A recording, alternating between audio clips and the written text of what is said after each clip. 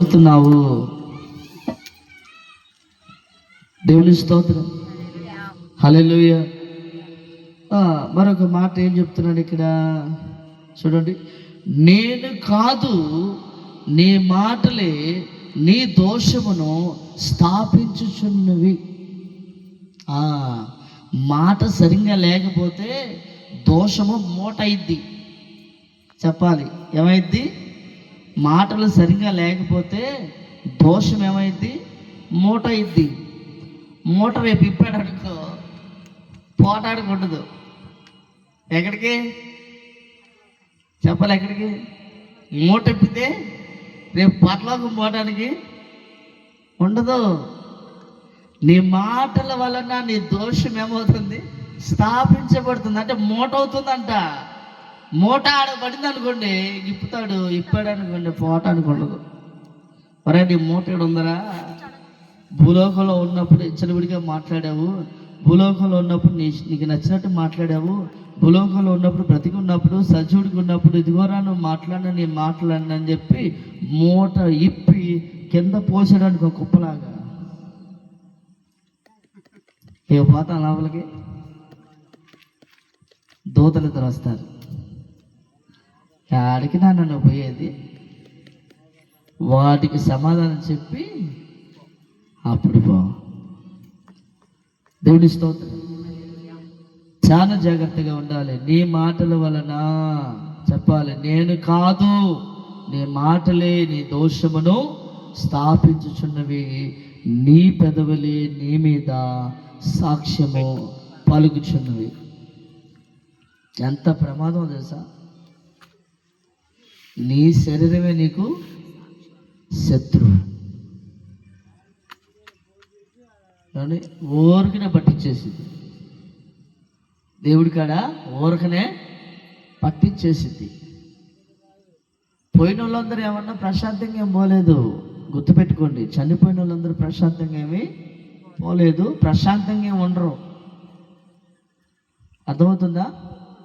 వాళ్ళ జీవితంలో యేసు అనే రక్షణ గనుక లేకపోతే, పోయిన వాళ్ళ జీవితంలో యేసు అనే రక్షణ వస్త్రం గనుక లేకపోతే, వాళ్ళు గనుక పరిశుద్ధుల సంఖ్యలో చేర్చబడకపోతే, వాళ్ళ కర్మ గాలి వాళ్ళు గనుక మామూలుగా ఉన్నారా? చెప్పాలి. మనం పోయిందాకా వేదన పడుతూనే ఉంటారు. ఆ తర్వాత విడిపించబడతారు. ఒకేసారి తీర్పు జరుగుతుంది. ఇంకెన్నటికీ బయటికి రాని పాతాళానికి వెళ్ళిపోతారు. దేవుని స్తోత్రం. నోరు ఉంది కదా అని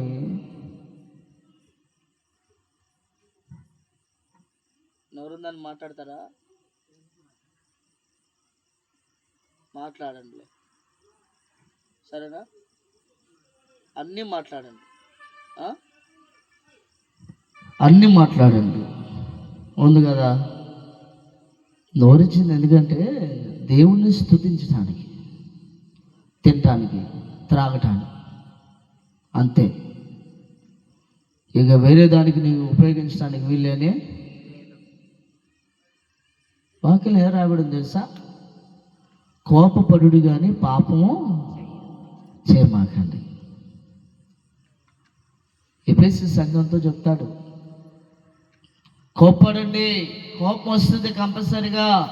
చేసే పిల్లలను బట్టి కానీ, ఇంట్లో ఉన్న వ్యక్తులు, అన్నదమ్ములు కానీ, అక్కచెల్లెలు కానీ, తల్లిదండ్రులు కానీ, వాళ్ళని బట్టి కోపం వస్తుంది. కోపపడుడు కానీ పాపము చేయదు. కోపం వచ్చినాడు పాపం చేయకుండా ఉంటాడా? చెప్పండి, ఉంటాడా? ఉండడు. ఖచ్చితంగా కోపం వచ్చింది. కోపంతో పాటు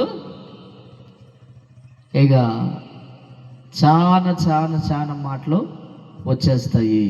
అయితే నీ గురించి ప్రత్యేకంగా నీ పక్క వాళ్ళు, లేదంటే నీకు సంబంధించిన వాళ్ళు ఎవ్వరూ సాక్ష్యం చెప్పాల్సిన అవసరము ఉందంటారా? లేదు. చూద్దాం ఒకసారి యోహాను సువార్త. టైము ఇంకా నాకు ఉన్న టైము 12 నిమిషాలు ఉంది. ఇంకో ప్రసంగం అయింది 12 నిమిషాలు. చూడండి, యోహాను సువార్త 2వ అధ్యాయము 24వ వచనం ఒకసారి. అయిపోయింది, టైం అయిపోయింది.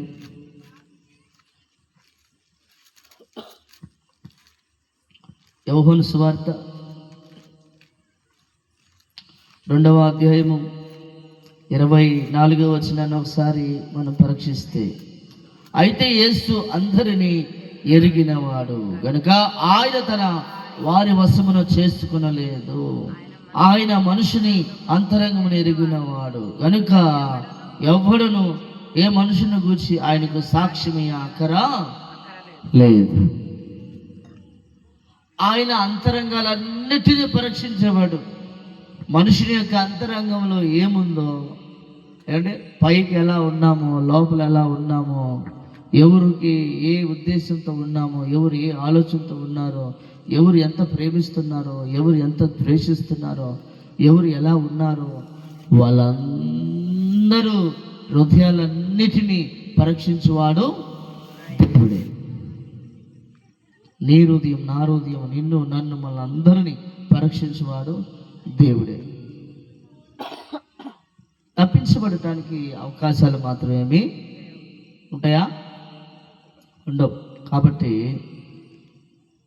బలవంతుని చేతిలో పడటమే భయంకరం. పడ్డ మనము సరి చేసుకొని, లోపాలు అందరిలో ఉంటాయి, పొరపాట్లు అందరిలో ఉంటాయి, తప్పిదములు అందరిలో ఉంటాయి, అవన్నీ సరి చేసుకొని పెళ్లి కుమారుడు కొరకు మనమందరము ఎదురు చూడాలి. దేవుని స్తోత్రం. అన్నీ సరి చేసుకొని పెళ్లి కుమారుడు కొరకు మనము ఎదురు చూసే పెళ్లి కుమార్తెగా నీవు నేను మనం అందరం కూడా అలంకరింపబడిన పెళ్లి కుమార్తెగా పెళ్లి కుమారుడు కొరకు ఎదురు చూస్తూ సిద్ధంగా ఉండేవారిగా మనమందరము మార్చబడదామన్నారు. హల్లెలూయా చెప్పాలి గట్టిగా, హల్లెలూయా. కాబట్టి దయచేసి ఈ రాత్రికాల సమయన వాక్యం విన్న మనం అందరం కూడా గమనించాలి. దేవుడు స్పష్టంగా నీ వైపు చూస్తున్నాడని, నువ్వు మాట్లాడే ప్రతి మాట దేవుడు వింటున్నాడని, వాటికి రేపు లెక్క కూడా నువ్వు చెప్పాలన్న సంగతి మర్చిపోవద్దు. జాగ్రత్త. ఏం జాగ్రత్త? నోరు జాగ్రత్త. హల్లెలూయా. ప్రార్థన యొక్క వాక్యానికి ఆస్వాదించబడును గాక. ఆమేన్.